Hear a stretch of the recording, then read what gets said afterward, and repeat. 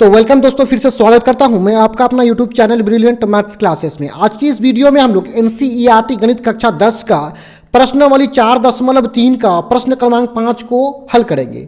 तो वीडियो में आगे बढ़ने से पहले यदि आप नया है तो वीडियो के नीचे लाल रंग का सब्सक्राइब वाला बटन दबा करके हमें सपोर्ट करें, साथ में वीडियो को लाइक शेयर भी करें। तो आइए वीडियो को शुरू करते हैं। देखिए यहाँ 5 नंबर में है कि एक क्लास टेस्ट में सहफाली के गणित और अंग्रेजी में प्राप्त किए गए अंकों का योग 30 है। यानी गणित में प्राप्त किए गए अंक और अंग्रेजी में प्राप्त किए गए अंक को यदि योग करेंगे, जोड़ेंगे तो कितना होगा? 30 होगा। हमें यह नहीं पता है कि गणित में कितना अंक प्राप्त किया है या अंग्रेजी में कितना अंक प्राप्त किया है, ये हमको पता नहीं है, लेकिन ये हमें जरूर पता है कि दोनों के अंकों का योग कितना है? 30 है। अब आगे देखिए, यदि उनको गणित में 2 अंक अधिक और अंग्रेजी में 3 अंक कम मिले होते तो उनके अंकों का गुणनफल मतलब गुना करते तो 210 होता।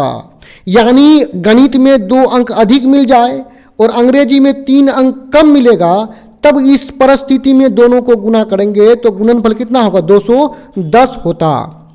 तो आगे देखिए, उनके द्वारा दोनों विषयों में प्राप्त किए अंक ज्ञात कीजिए।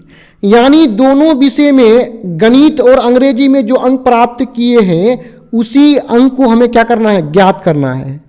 जैसा कि मैं पहले से ही आपको बताते आ रहा हूं कि हमें जो ज्ञात करना है उसी को हम लोग यक्ष मान लेंगे। तो हमें दोनों विषयों में प्राप्त किए गए अंक को ज्ञात करना है, तो हम दोनों में से किसी एक को ही यक्ष मानेंगे। यानी दोनों विषय में किसी एक विषय को ही यक्ष मानेंगे। तो अब गणित या अंग्रेजी में, तो आइए गणित में ही प्राप्त किए गए अंक को यक्ष मान लेते हैं। तो इसी बात को यहां पे लिख लेंगे। तो यहां पे लिख लिए, माना कि गणित में प्राप्त अंक बराबर यक्ष। प्राप्त अंक मतलब प्राप्त किया गया अंक, यानी प्राप्त किए गए अंक को हम लोग क्या बोलते हैं? प्राप्तांक शॉर्ट में बोलते हैं। तो गणित में प्राप्त अंक यक्ष मान लिए, तो अंग्रेजी में क्या होगा उसको देखिए, तो अंग्रेजी में प्राप्त अंक, देखिए दोनों विषय के अंकों का योग कितना है? 30 है। तो गणित को यक्ष मान लिए हैं तो अंग्रेजी में प्राप्तांक हो जाएगा 30 माइनस यक्ष। यानी योग 30 है तो 30 में से यक्ष को घटा देंगे। यक्ष मतलब जो गणित में प्राप्तांक यक्ष माने हैं उसको 30 में घटा देंगे। अब यहां पे देखिए, यदि गणित में यक्ष माने तो अंग्रेजी में 30 माइनस यक्ष कैसे हुआ उसको समझिए। देखिए सहफाली क्या करता है कि गणित में और अंग्रेजी में दोनों विषय में मिला करके कितना नंबर लेकर के आती है? 30 नंबर आती है। अब यदि इसको हम लोग यक्ष मान ले गणित को, तो यक्ष प्लस अंग्रेजी में प्राप्त किया गया अंक दोनों मिला करके कितना है? 30 है। अब हम लोग क्या करेंगे, यहां पे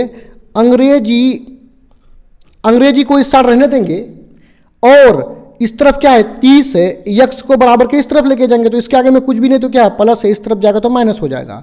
यानी गणित में यक्ष मानेंगे तो अंग्रेजी में 30 माइनस यक्ष हो जाएगा, क्योंकि दोनों का योग कितना है? 30 है। अब आगे बढ़ते हुए आगे क्या बोला है, देखिए, यदि गणित में उनको 2 अंक अधिक और अंग्रेजी में 3 अंक कम मिले होते तो आइए गणित में 2 अंक अधिक कर लेते हैं और अंग्रेजी में 3 अंक को कम कर लेते हैं। तो यहां पे लिख लेंगे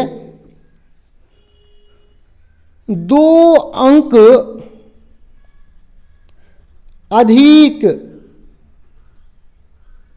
मिलने पर गणित में प्राप्त अंक, देखिए गणित में प्राप्तांक यक्ष है और 2 अंक अधिक मिलता है तो अधिक के लिए क्या करेंगे? +2 कर लेंगे। अब दूसरा क्या है कि 3 अंक कम मिलने पर अंग्रेजी में, किसमें? अंग्रेजी में जगह नहीं है तो नीचे भी लिख सकते हैं। अंग्रेजी में प्राप्तांक।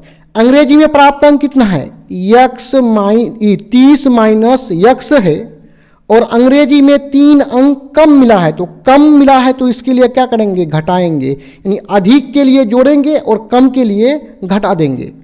किसी भी संख्या में कम करने के लिए हमें घटाना ही होता है, इसलिए -3 कर लिए।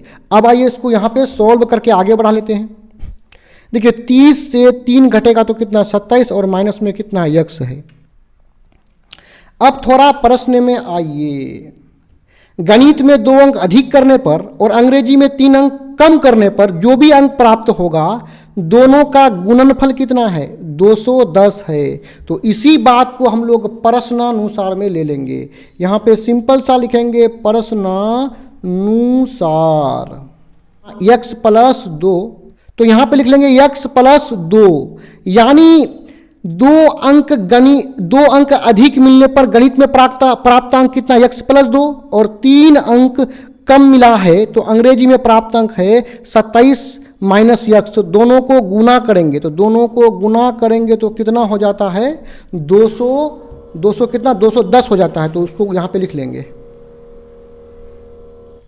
अब आइए इसको आगे सोल्व कर लेते हैं। ब्रैकेट वाला गुना करने का तरीका क्या है कि ये पहली ब्रैकेट का पहली संख्या यक्स को लेंगे, दूसरा पूरा ब्रैकेट को ले लेंगे, फिर पहली ब्रैकेट का दूसरी संख्या लेंगे +2, और दूसरा पूरा ब्रैकेट 27 माइनस यक्स को लेंगे, बराबर में कितना है? 210।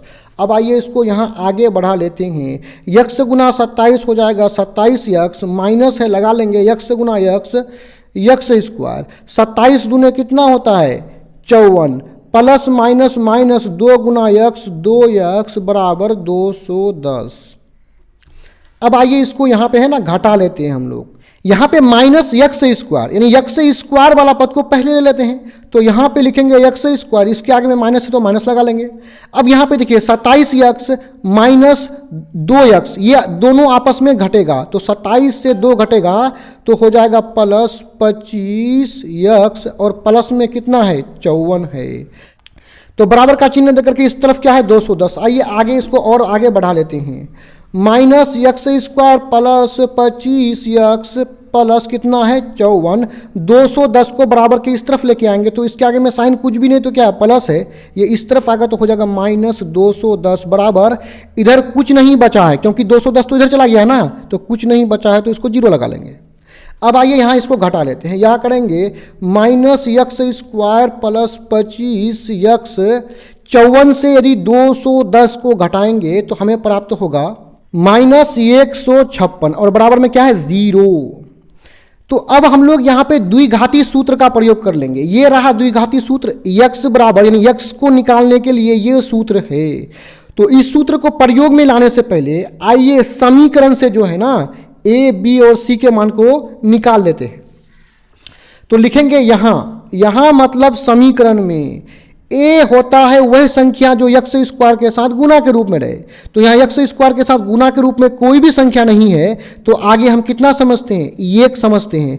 तो यहाँ पे हो जाएगा a बराबर -1, और b वह संख्या है जो यक्स के साथ गुना के रूप में रहे। तो यक्स के साथ गुना के रूप में 25 है, तो b बराबर कितना हो गया? 25। और c होता है अचर पद, बिना यक्स वाला पद, यानी यहाँ अंतिम में जो बिना यक्स वाला पद है इसी को हम लोग c कहेंगे, यानी 100 कितना है? 56। अब आइए यहाँ पे द्विघाती सूत्र का प्रयोग कर लेते हैं। तो यहाँ पे लिख लेंगे द्विघाती सूत्र से, द्विघाती सूत्र से, और सूत्र हमारे पास है x बराबर -b plus minus root over B square minus 4ac बट्टा में हो जाएगा 2a।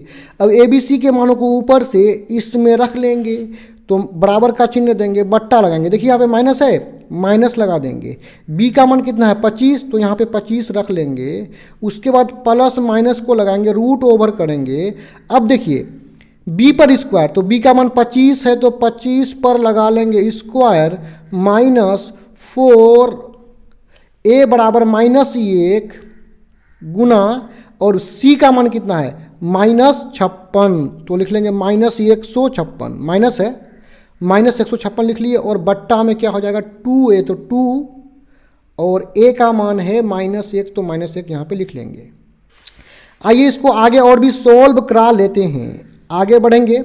देखिए यहाँ पे -25 है, उसको तो लिख ही लेंगे। अब यहाँ पे कितना है, प्लस माइनस है, रूट ओवर करेंगे। अब यहाँ पे देखिए 25 पर स्क्वायर है, मतलब 25 गुना 25 हो जाएगा 625। अब ये माइनस और ये माइनस माइनस हो जाएगा प्लस, और ये माइनस फिर रह जाएगा। 4 गुना 1 4, 4 गुना 156 हो जाएगा 624, यानी ये पूरे को गुना किए तो 624 मिला। अब बट्टा में कितना, -1 गुना 2 हो जाएगा -2। आइए इसको और भी आगे यहाँ पे बढ़ा लेते हैं।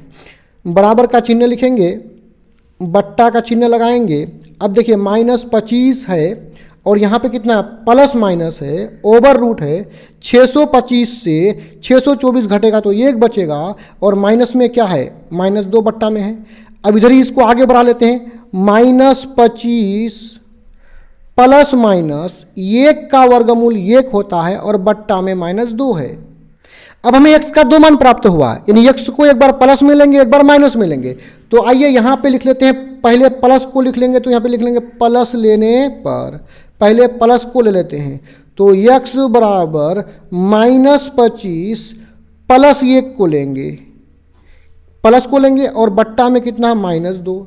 अब देखिए -24 प्लस 1 हो जाएगा -24 बट्टा में -2। ऊपर नीचे माइनस माइनस समाप्त हो जाएगा। 2 1 कम 2, 12 दूने 24, अर्थात x का हमें 12 मान प्राप्त हुआ है। दूसरा माइनस को भी ले लेते हैं, तो यहाँ पे लिख लेंगे माइनस लेने पर। तो x बराबर माइनस कितना है, 25। प्लस को तो यहाँ पे ले लिया, यहाँ पे किसको लेना, माइनस को, तो -1 लेंगे और बट्टा में -2, यानी एक बार प्लस को लेंगे, एक बार माइनस को लेंगे। बराबर का चिन्ह लिखेंगे। देखिए -25 -1 हो जाएगा -26, अब बट्टा में -2, माइनस माइनस कट जाएगा। 2 1 कम 2, 13 दूना 26, यानी x का मान हमें 13 प्राप्त हुआ। अब हमें x का ना 2 मान प्राप्त हुआ कि x बराबर 12 और दूसरा मान 13। देखिए x हमने जो है ना गणित में प्राप्त अंक को माने हैं, तो प्राप्त अंक कभी नेगेटिव नहीं होता है, लेकिन यहाँ x का दोनों मान क्या नेगेटिव है, नहीं है। इसका मतलब गणित में प्राप्त अंक एक स्थिति में 12 हो सकता है और दूसरा स्थिति में 13 भी हो सकता है। तो स्थिति फर्स्ट बनाते हम,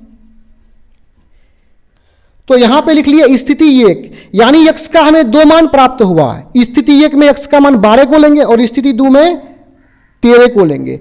तो स्थिति 1 में हम यहां पे लिख लेंगे गणित में प्राप्त अंक, गणित में प्राप्त अंक, क्योंकि गणित में प्राप्त अंक को ही हम लोग x माने थे, तो इसको क्या माने थे, x, और x बराबर कितना लेंगे, पहला परिस्थिति में 12 ले लेंगे। जब गणित में प्राप्त अंक 12 हुआ तो अंग्रेजी में क्या होगा उसको देखिए, तो अंग्रेजी में प्राप्त अंक क्या था, 30 माइनस x, तो बराबर करेंगे 30, माइनस का चिन्ह लगाएंगे और x का मान 12 है, तो 30 से 12 घटेगा तो 18। यानी गणित में जब प्राप्त अंक 12 होगा तो अंग्रेजी में प्राप्त अंक 18 हो जाएगा। अब स्थिति 2 को भी देख लेते हैं।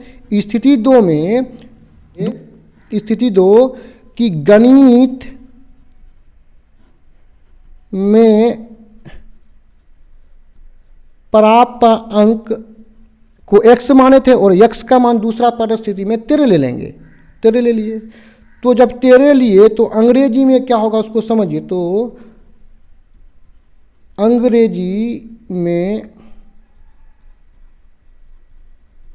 प्राप्त अंक क्या था, 30 माइनस x, तो 30 माइनस लेंगे और x का मान कितना है, 13 है। अब 30 से 13 घटेगा तो कितना हो जाएगा, 17। तो यही हो जाएगा अपना आंसर। इस तरह का और भी वीडियोस को देखने के लिए आप हमारे चैनल के प्लेलिस्ट में जाकर के देख सकते हैं। वीडियो देखने के लिए आपका धन्यवाद।